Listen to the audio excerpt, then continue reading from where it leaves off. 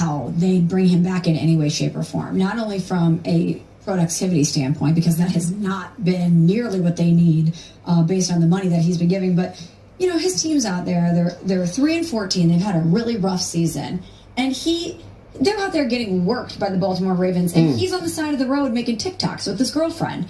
I mean, it doesn't seem like he cares about the team or that he wants to be there either. And I know that everybody deserves to have their own life, but I would think that if I really wanted to be better at my job, if I really wanted to say, hey, I haven't been as good as you've needed me to be because of injury, suspension, and poor play, that I would be in the facility, that I would be there for my teammates, that I would be trying to do everything I could to make sure that I was exerting my presence with the organization so that they would still know I'm the quarterback and I'm your leader. It doesn't seem like he cares. It really does not seem like he cares. At least that's the image that he's presenting to the public. So let's walk through what they can do here, right? There's a lot of conversation about Myles Garrett at the end of the game on Saturday, basically hinting at you'll see what's next, which could be one of two things, or one of many things, but two specifically.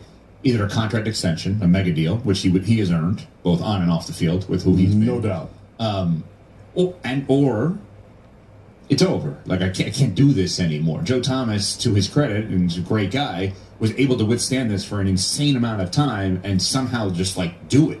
Myles Garrett would have a right to say, I just can't do this anymore, and we have no way out of this, which could be a tear-it-all-down trade. Now, here's where it gets really tricky. Let's just walk down that path. Let's say they decide, you know what, we're going to take all of our good players, and they do have good players, and we're going to trade them for draft picks, and we're going to tear this whole thing down. Well, then the one thing you can't do is draft a quarterback at 2 this year. You have to prolong getting a quarterback, right? So at that point, it's Kirk Cousins or Justin Fields or Russell Wilson or any of these stopgap guys that may be out there. But I think the worst, if you're going to be willing to trade Myles Garrett, the worst thing you can do, in my opinion, is draft a quarterback at 2 this year. I'd take Travis Hunter.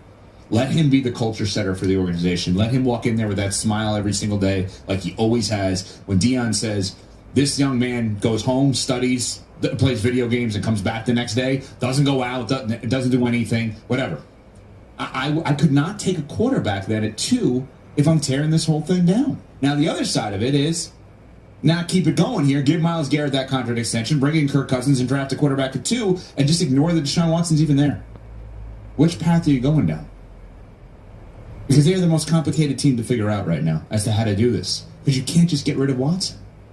You're stuck. Yeah, I mean, with the Deshaun Watson involved, I'm not too sure that we haven't seen him play his last game in the NFL. So there's that. As for Myles Garrett, for